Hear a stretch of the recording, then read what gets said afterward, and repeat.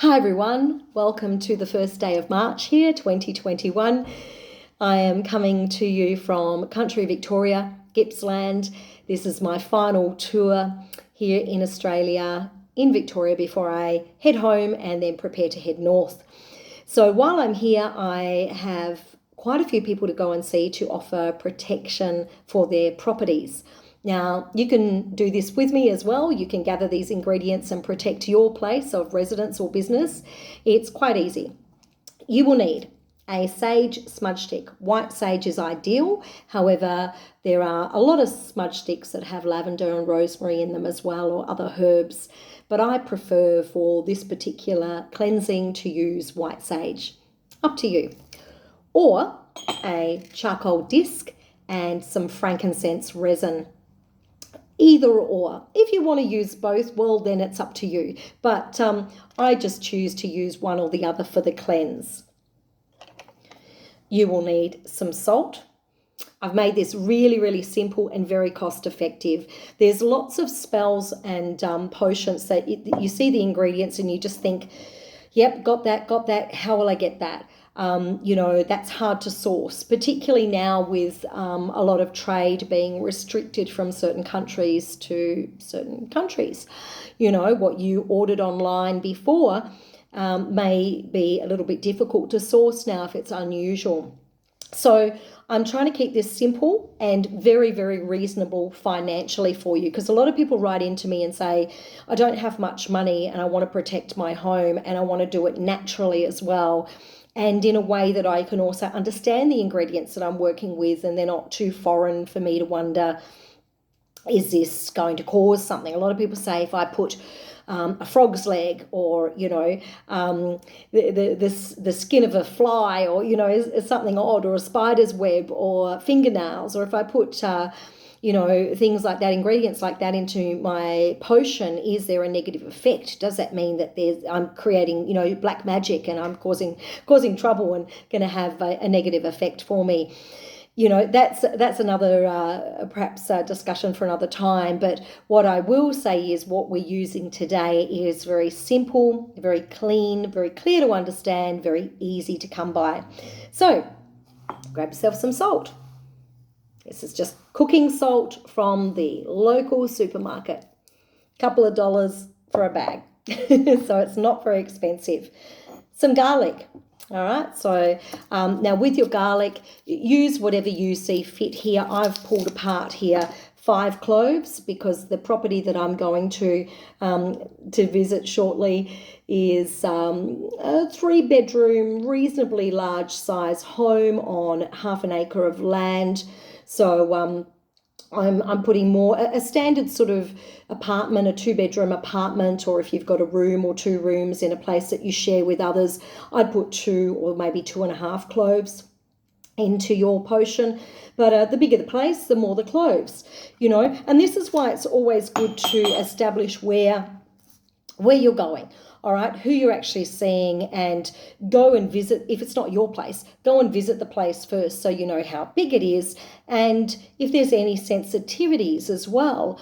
If somebody, I have a few clients that are allergic to lavender, and if we put lavender oil across their doorways, in their windowsills, when they turn the ducted heating on or the air conditioning on, the smell often will cause them just to sneeze and feel quite sick. So lavender oil for you might not cause you any dramas, but for someone else it might. So it's always important to check in with yourself as well, what sort of products and ingredients are okay by you and for you, and what affect you in the negative.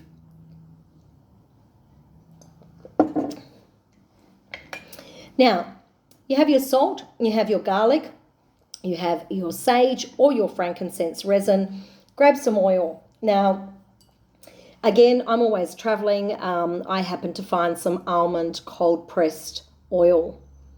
Now, look, it's up to you. We could have a big conversation about what oil to use, what feels clean and pure and non-toxic, what is farmed ethically. Obviously, there's a big story there, but I believe you need to source and acquire when you need these items where you're at in the best way that you possibly can. So make the decisions according to the options that you have in the place that you're purchasing or ordering your ingredients that are as best for the planet and the environment as possible. Be mindful also with your oil.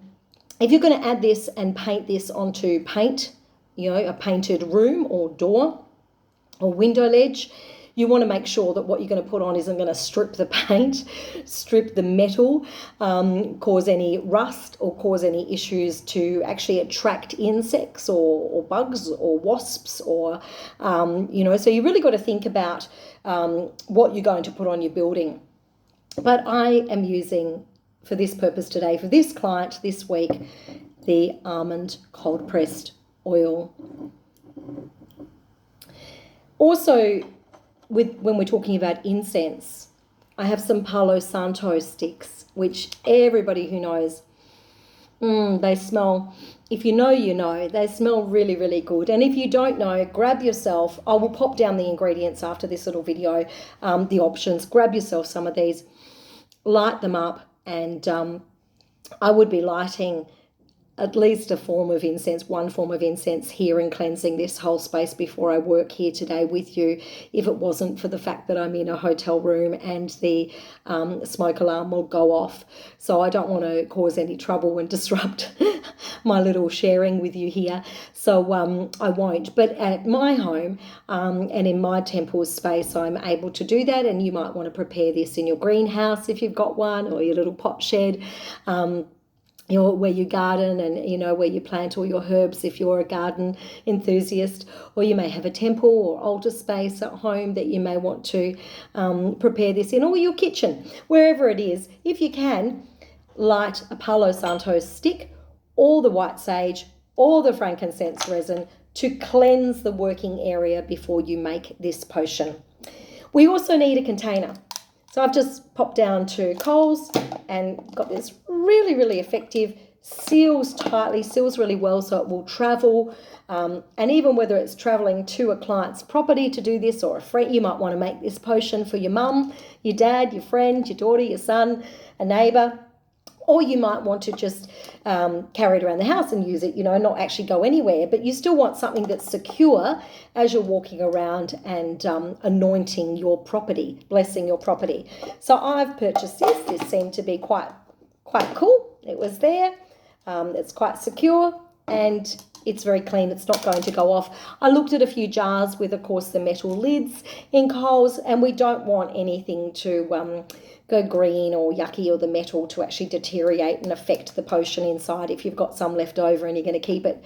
So I suggest plastic, anything that's clean, that's as safe as possible and as hardy as possible, and easy to transport around. Now you'll also need some paintbrush. All right, so I've got everything here from basic little paintbrushes. I picked these up last time that I was in sale in Bunnings. So again, you can just grab some very cheap little brushes, some paintbrushes, or you can purchase a better quality pastry brush from your local store, your supermarket, your local store, your $2 store. I'm sitting here thinking, which one am I going to use for this particular client? But either way, you don't need a whole pile. I'm just showing you, you can do it on the cheap at your hardware store, or you can go for something a little bit better quality. It's completely up to you, but you will need a brush to brush your potion onto your building. Obviously, we need some matches or a lighter to light things up, and we need a little measure container. Okay, so that we're measuring the right amount of oil. Now, some people will also add water to this.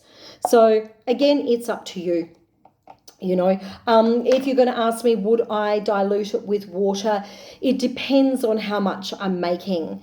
Okay, and the consistency of what you sort of tap into and feel is right. So apart from having your salt, your incense, your matches, your charcoal disc, your oil that you're going to use, your container, your little mortar and pestle that you're going to grind up the the garlic in and the salt and the frankincense, apart from having all that, you also need to be mindful of where you're actually going to place this. You know, how big is the property? Is it a baby's room? Is it a communal kitchen, say, where there's 20 or 30 people regularly there? Or do you live alone? You know, what sort of reasons are you protecting your property for? Do you feel that you just want a bit of protection from auroric energy, from negative astral energy, our auras, the energy of people that you may live with or who visit you, or maybe you're just sick, you've been physically unwell, your house feels or your home feels a little bit heavy, or your business. You know, for you think about now, before you now put it all together, why you're doing this. You know, if it's the other extreme and you feel that you've got negative visitors, as in spirits visiting in the night that are going to cause you trouble, or there's something demonic around and there's poltergeist activity, or, you know, you feel that you are in danger from a paranormal or supernatural force, then of course you're going to want to add a lot of protection, or a lot of what makes you feel safer and protected. There's so many different reasons for having protection on your property. I mean, we look at our buildings, our cars, our places of work, our phones, our technology. There's an alarm or a security button or a code or a password or a fingerprint, or, you know, there's a form on pretty much most aspects of our life for a lot of us that is about warding. That is warding and protecting others who are not invited from accessing those things or places. So you need to think of, why am I protecting? Is this just like in an addition? I want to do this potion for my property in an addition to my alarm system that I've set up? Or is this something more? Am I wanting to protect my soul? A lot of people will say, you're using garlic, are we protecting from vampires? Now, I'd be talking there, what type of vampire? Are you talking about psychic vampires? Are you talking about trolls? Are you talking about nosy neighbours? Are you, garlic's very protective for sickness. You know, are you placing that, you know, the garlic and a lot of garlic there because you don't want to be sick, you want to be clear. So think about what is bothering you. Why are you protecting? Why are you protecting this property that you want to anoint with this oil? So for this situation, I'm making this for, again, a farmhouse, a client that doesn't have a large amount of land, but there's a substantial amount. There's a 3-bedroom home. There are children, reasonably young children that live on this property as well. And I believe there's some animals, a dog and a cat, and I think some budgies, and, you know, there's a bit of an aviary out the back. So this is a general cleanse. There's nothing demonic for this particular client that's going on. She's not haunted, she's not cursed, she's not hexed, she doesn't have a bad spell around her. She just wants to add security to her property. She recently moved under a year ago from another country town to this particular country town that I'm going to. It's not where I am right now, it's a little while away, but she is wanting to just protect. So it's like an alarm system for her, but it's a spiritual, a energetic, a naturalistic alarm system, using nature, using the tenets of the way we used to work so very simply to protect ourselves in a very natural, again, way. You know, there's nothing kooky or unnatural or dangerous or threatening. This is just a very simple yet very effective and clean property protection potion or ointment. Some people like to call it an ointment. So what I would be doing is, before, again, I would be making this, I would be smudging this whole space, or I would use the Palo Santo to also light.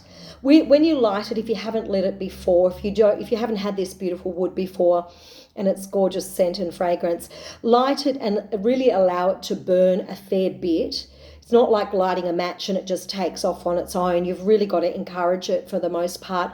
Light it, let it burn, let it smoke, and then wave it around yourself and the area of where you're going to make your potion.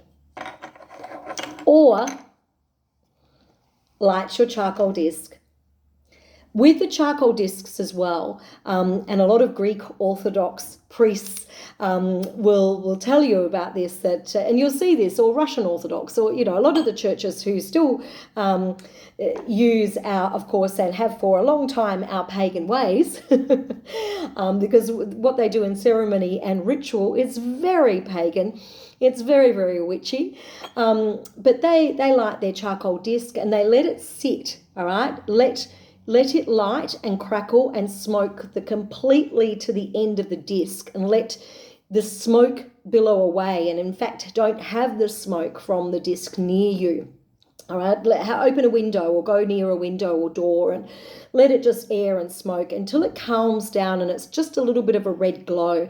They typically will tell you, ask your priest if you go to any of those churches that use the censer and actually use the charcoal discs and the frankincense resin, or I've got some beautiful Greek rose resin here, right? There's many different resins that you can use and they all smell beautiful, but watch them or ask them. They'll wait 2 or 3 minutes at least before they add their resin to that charcoal disc, and the reason is it stops the burn. All right, if you add it straight away when it's still very smoky or it's still sort of establishing its fire and its body of heat, it will burn your incense and it will smell quite meh, and it will just go really, really quickly. It won't smell very nice. It won't last. And it has a negative effect on the actual disc itself. So just wait, light it, then add a few of your chips onto the top. Don't overload it, and just let it burn, and then top it as you go. So just going to pop that out the way, one of those methods to cleanse your space. I'm going to keep the frankincense resin here because of the nature of what I'm doing. So what I would now be placing, I have smoked, I have smudged, I have cleansed my space. I'm relaxing. I'm concentrating on where I'm going to cleanse. All right, so for you, concentrate, visualize your home, think about it, or your place of business, whatever room, whatever space you're going to cleanse.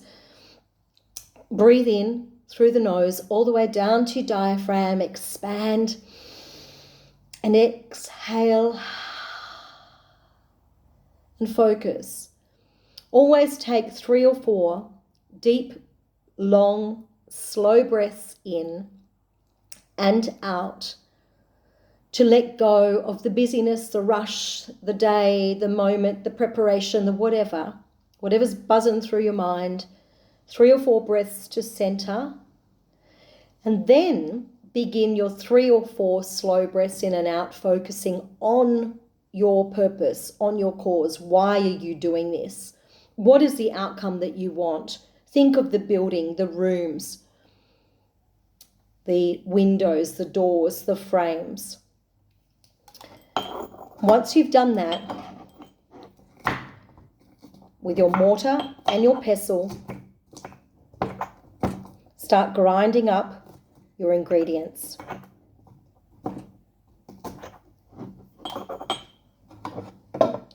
Add your salt.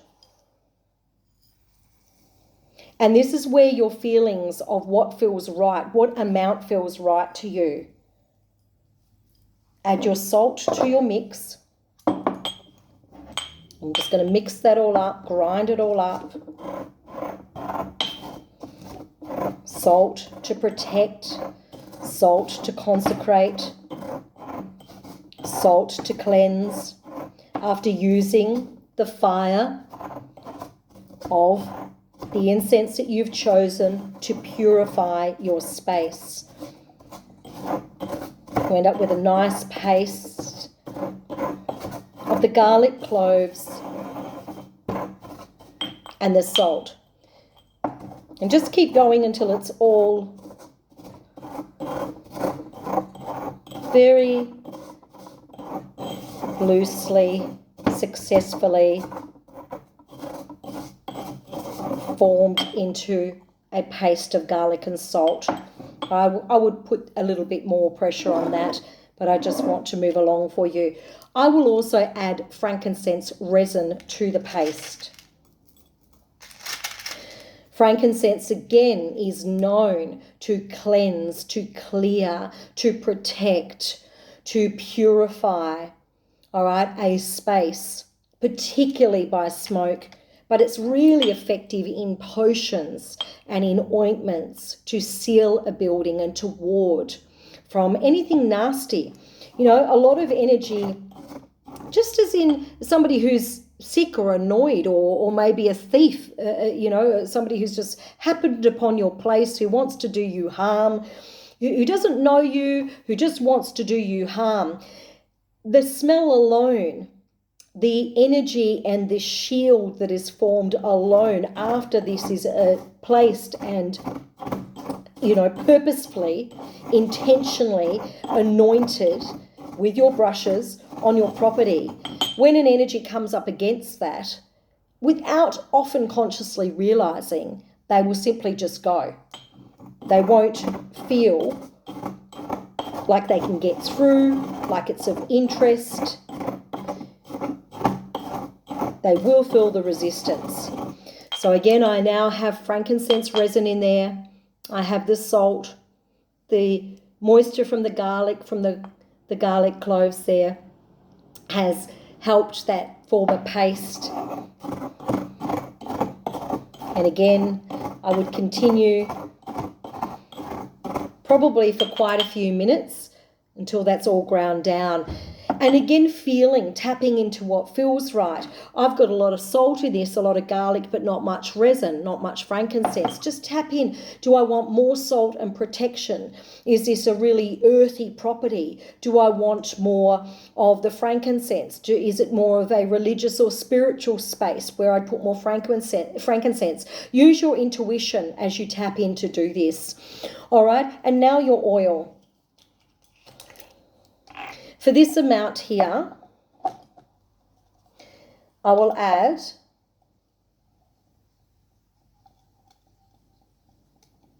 100 mils. And again, do what feels right for you.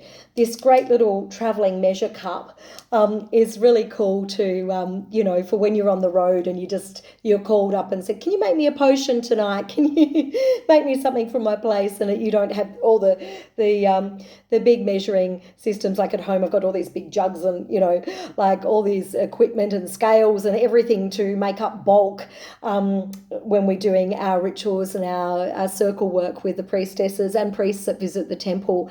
But when I'm on road, it's obviously a small version of the whole, but still feel what, you know, connecting to what feels right. I'm adding the 150 mils of the almond oil into my mortar and pestle.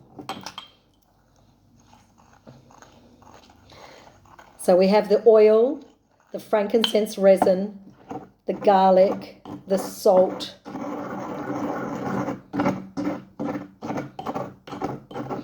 and I'm going to keep going and add more so that it feels right for this client's property. I'm going to add more salt. I feel she needs more salt, more protection from an earth sense. And I feel happy with the garlic that I'm using and the oil, but I think I may also add some frankincense resin as well, some more of that. So again, just tap into that. Now, once that is all, tap into what your property needs again. Really stay conscious. You know, a lot of the old witchcraft and magic, we didn't even, you know, there was no measure. There was, you know, you're in the woods and you're a hedge witch and you're just grabbing this, you know, salt and throwing it in and grabbing incense and picking the flowers off the trees and dried herbs and crushing it all together and mixing it and then anointing. You know, there's none of this. It has to be exactly 50, 50 grams of this or that, or it has to be a teaspoon and a half or a cup and a half, or, you know, the old ways are very intuitive. And so I say to you, even though I've given you a few options here of our modern day ingredients and tools and the way we do things, still always come from a place of instinct, from a place of intuition. Don't feel that you're doing it wrong. Don't think, Lizzy said 150 mils. I want to put 200, but she said 150. I can't, I should just stick to that. Do what feels right for you. Do what feels right for your property, your place, your room, your windows, your walls. You're not going to paint this everywhere, but again, tap into what feels right for you. And be mindful also of that fair balance. You may live with people who are against potions for properties and they see this as devilish. They may not understand or be educated to understand that this is quite natural. This is not dangerous. We're not hurting anyone. We're not suggesting anybody is hurt while you anoint your place. But be mindful of that. If you've got someone who may find it a bit off-putting, use a lot of salt. Everybody, is quite okay with salt and maybe less garlic or less frankincense. Work with what you need for your space, but also be mindful if you're living with someone that you don't want to have an argument with over this, and just keep it simple and keep it logical and very natural, and take every conversation back to source. These are natural ingredients. It's very cheap. You don't have to pay thousands of dollars to make a potion, an ointment that you can use to anoint your property to give you security. All right, there's a lot of other ingredients I could add to this that take it up a whole nother level, okay? But I want to keep it simple. Salt, frankincense resin, garlic, and the oil of your choice. Mix it together, grind it down, and then add it into your container. Grab your brush, walk around to your doorways, your windows. I always do the base, so I'd be mixing it up. There's a few enchantments that I would say first. So once this potion here is finished, placed in this jar, and I go off to see this particular client, I will firstly smudge her whole home as well and lay a grid of salt, so a line of salt around the doorways and the windows. On the ground, not above. The potion goes above and on the ground. I would center myself. I would do the breathing exercises, or I will be with her in this situation, and anyone else. Wherever I go, it's breathing, it's centered, it's focused, it's paced. Tap into what feels right for you. I do it how it feels right for me and how it's effective for my clients. If you want to grab gum leaves or something else and walk around, if you want to play a guitar at each doorway, a lot of the Asian community, a lot of the Chinese will actually grab saucepans from the kitchen when they're cleansing people's properties. They'll go to the kitchen and grab saucepans out of that person's cupboard and a wooden spoon or, a ladle, and bang, bang, bang the saucepan into every room from front to rear of property, and then out the back door, because to them noisemakers clear the space of negative energy and negative spirits or illness or dis-ease or disharmony. So there's many ways you can prepare and begin your ritual prior to using your potion. But when you have done all of those things, or whatever it is for you, or just simply saying a prayer, or addressing the energies of God, of Goddess, or perhaps the ancestors, you might want to stand in your home before you anoint and think of the traditional owners of the land that you're on, your ancestors and the ancestors of your country that you're in. Whatever is right for you, when you feel ready, mix your potion. Center, breathe in and out, and with good intention, anoint by way of sigil or mark. So a sigil is a sign or a mark above and below the door that you're in front of, the window that you're in front of, and I would do inside and outside of the windows. I would begin with the inside of a property and always find the centermost point of the home. Ask the people who live there if it's not your place. If it's your place, go to the center of your home. scan the room and find the door, the window, an entry if you've got a little cat hole or something like that, anywhere where energy can come in and out, and anoint. Now, the anointing, some people do like to anoint with a cross. Some people a triangle, a symbol of an element of water or earth. Others like to make a pentacle or pentagram. Some like to make the all-seeing eye. If we go way back to what the all-seeing eye represented in Egypt, it didn't represent the Illuminati or the Freemasons. Okay, so I'm just saying there's a whole pile of sigils or marks, or if you're not sure, just dot it, just swipe it and just say, with this mark, I bless this house, or with this mark, I bless this home. With this mark, I have security and protection here where I sleep, where I rest, and as I will it, so mote it be.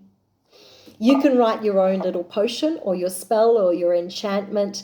You can draw your own sigil or sign. And if you're not sure and you would like to have something with an extra kick magically, put a pentacle there. In my opinion, a pentacle is very, very protective.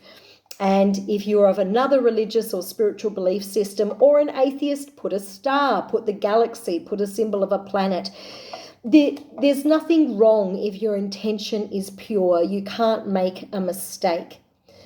Just concentrate, cleanse, focus, and really believe in your magic that you have made, not only actively, practically with your ingredients, but be conscious of the magic that you have made intentionally. Because even from the very beginning of sourcing your ingredients and setting up your space like I have here today, the magic has begun. My intention and my focus is on protection, and therefore, where focus goes, energy flows. It's been wonderful to connect with you. I hope you've enjoyed this example here today. I'd love to see what protection potions that you make for your property. And do take care. And remember, you are more powerful and you have more resources right down the road or in your kitchen pantry than maybe what you realise. Blessings, everyone. Do take care. It's Lizzy Rose. Go to my Telegram channel, t.me/psychic oracle Lizzy Rose. That's PSYCHICORACLEZZYROSE,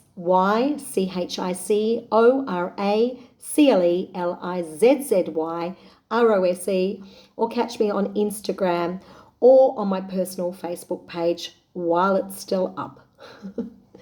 Take care. You can also go to the website, of course, psychicoraclelizzyrose.com. And lots of love to you and happy protection potion making and anointing. Bye-bye.